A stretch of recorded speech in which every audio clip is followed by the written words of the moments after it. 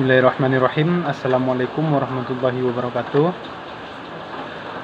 Perkenalkan, nama saya Alexa Putra, NIM 121047 dari lokal IATA 1. Baiklah, sekarang saya akan memulai membuat video untuk UAS Ilmu Quran, yang mana materinya dari makalah kami yang telah kami bacakan atau kami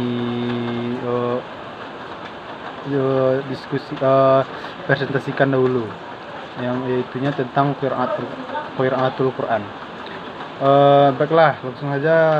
Yang pertama yaitunya pengertian qiraatul Quran.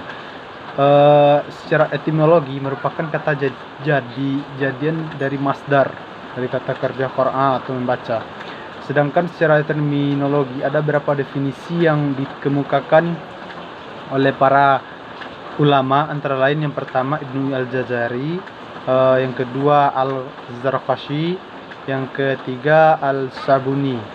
Nah, kalau menurut Ibnu Al-Jazari, Quran itu adalah ilmu yang menyangkut cara-cara mengucapkan berkata-kata Al-Quran dan perbedaan-perbedaannya dengan cara menisabahkan kepada penukilnya. Kalau menurut Al-Zarqashi, Quran adalah perbedaan cara-cara melafalkan Al-Quran, baik mengenai huruf-hurufnya atau cara mengucapkan huruf-hurufnya tersebut, seperti takhfif atau meringankan, tasqil yang memberatkan, atau yang lainnya.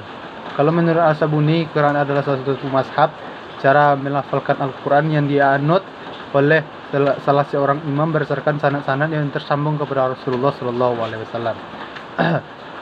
Salah seorang imam berdasarkan sanad-sanad yang tersambung kepada Rasulullah SAW. Dari definisi tersebut, walaupun redaksi berbeda-beda, tapi pada hakikatnya mempunyai makna yang sama. Nah, menurut bahasa, qiraat adalah bentuk jamak dari qiraah, yang merupakan isim masdar dari qara'a, yang artinya bacaan, keluasan makna dan sisi pandang yang dipakai oleh ulama tersebut. Dan qiraat menurut istilah, yaitu menurut Al-Zarqashi, qiraat merupakan perbedaan lafal-lafal Al-Quran, baik menyangkut huruf-huruf tersebut seperti takhfif dan tasydid dan lain sebagainya. Nah, dan yang kedua kita masuk ke macam-macam qiraatul Quran. Macam-macam Quran itu sebenarnya banyak. Sejak Abu Ubaid Al-Qasim Ibnu Salam sebagai seorang yang pertama mengarang buku masalah qiraat. Setelah itu bermuncullah ahli-ahli qiraat yang menyebarkan para ulama berbeda-beda dalam sistem qiraat. Masalah itu mulai pada permulaan abad kedua Hijriah, yaitu setelah banyak orang di negeri Islam menerima qiraat dari beberapa imam, dan berakhir pada akhir abad ke-3 Hijriah, di mana pada abad itu qiraat dilakukan, maka lahirlah ragam qiraat yang masyhur sebagai berikut. Yang pertama, dari segi kuantitas. Dari segi kuantitas ini ada juga berbagai macamnya. Yang pertama, qiraat sya'bah. Yang kedua, qiraat asyarah. Yang ketiga, qiraat arba'ah. Nah, dari segi itu ada pula yang kedua, ada seginya yang kedua. Yang pertama, dari segi kualitas. Di segi kualitas ini juga banyak, ada macamnya. Yang pertama, qiraat mutawatir.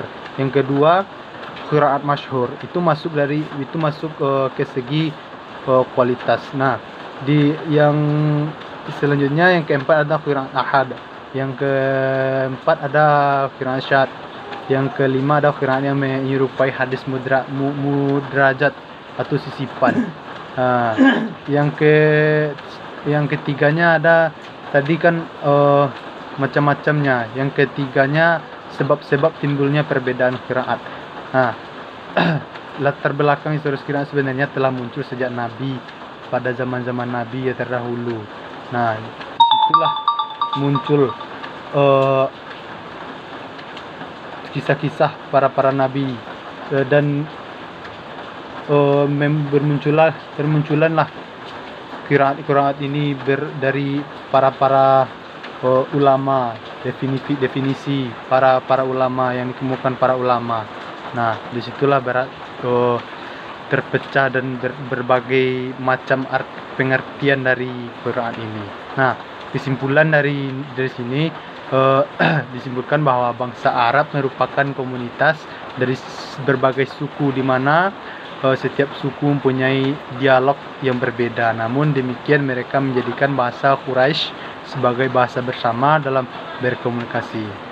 Nah, namun Rasulullah SAW senantiasa menerangkan qiraat mereka karena Al-Quran itu diturunkan dalam 7 huruf, artinya sebagai kemudahan bagi umat Islam dalam melafazkan atau membaca Al-Quran. Baik, mungkin hanya itu yang dapat saya sampaikan untuk penyampaian UAS atau video yang berdurasi 5 menit ini. Kalau ada kata saya yang salah, mohon maaf. Saya akhiri dengan wabillahi taufiq wal hidayah. Wassalamualaikum warahmatullahi wabarakatuh.